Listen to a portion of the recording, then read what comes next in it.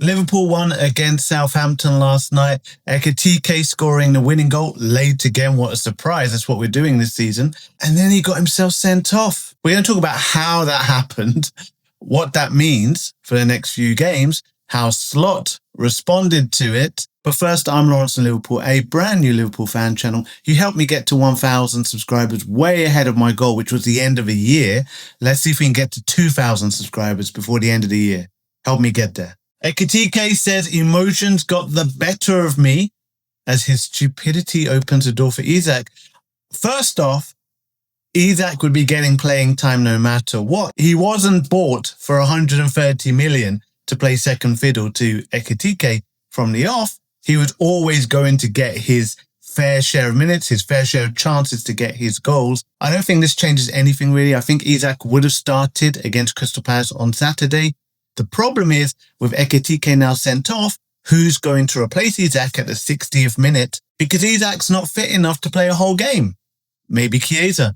Maybe Chiesa is the one to benefit from it. How did Ekitike get sent off? Well, caught up in a moment of his 85th minute winner. Liverpool's 7th time in 7 games that we've won the game late on. He took his shirt off and celebrated.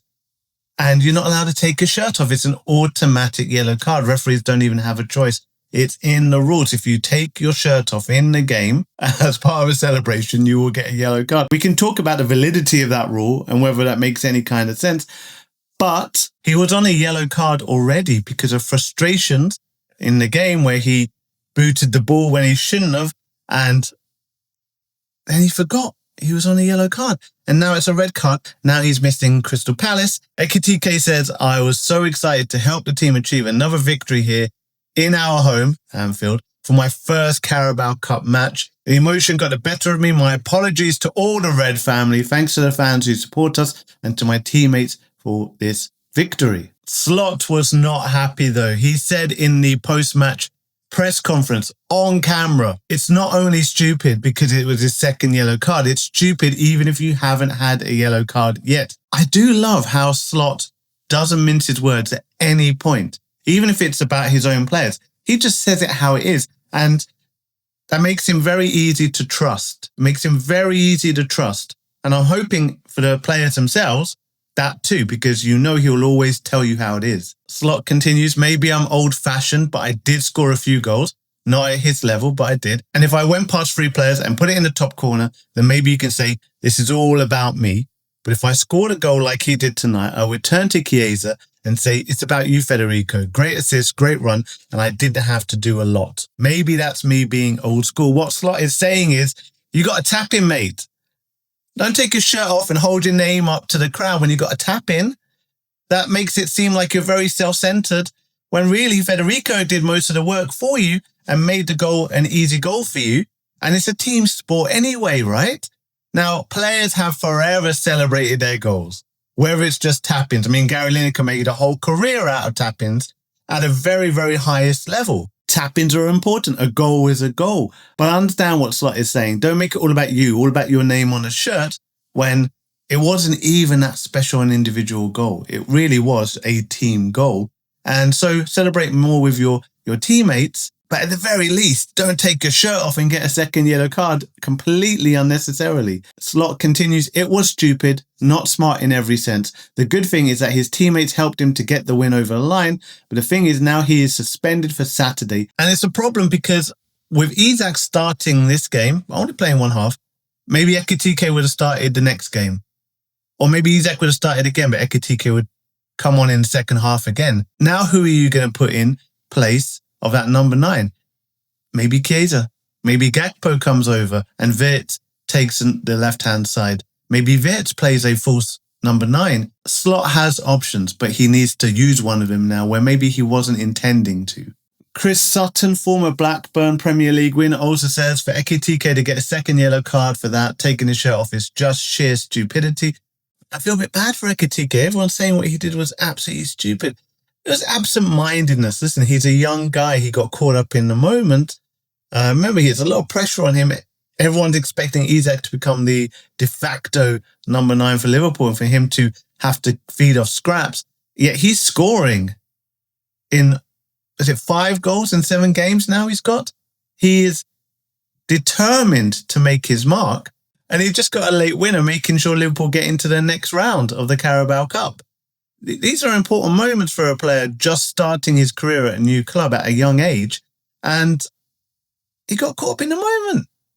You know, a bit of absent-mindedness. I'm not too harsh on the guy. I just think, okay, unfortunate, he'll learn from that. It's a bit funny, really, more than anything else. As Slot says here, I'd be very surprised if he does it again.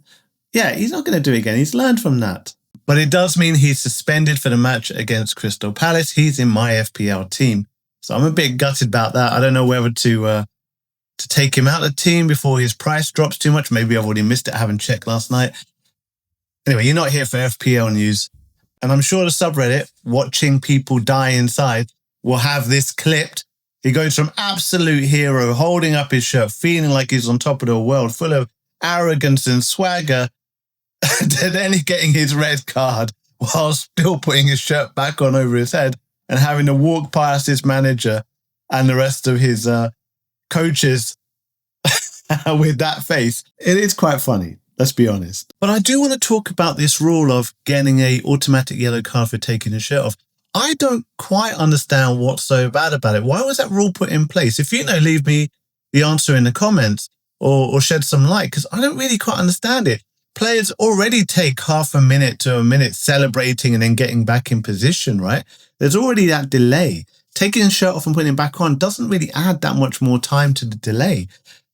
Is it offensive to someone that you take your shirt off? I don't quite understand it. Richard, a fan that wrote into BBC, I do think the rule of getting a yellow card for taking the shirt off is stupid. Let the player celebrate. Nick says, scores a winning goal, gets immediately sent off against a championship side. Silly, but undeniably entertaining. And I agree with Steve here. Loved Slot's criticism of Ekitike. Both yellow cards were stupid all by themselves.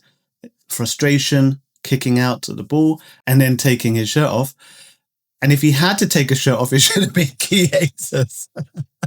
Imagine that if he'd run over to Chiesa and ripped his shirt off. I mean, I think we'd all be a bit confused and bemused rather than celebrating with him. That'd be like, why are you doing that? Imagine the squad didn't mind him saying that either.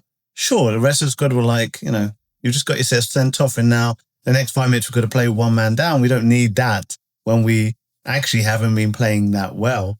But listen, I like Ekitike a lot. I'm very, very quickly falling in love with the player. I'm very happy he's with us.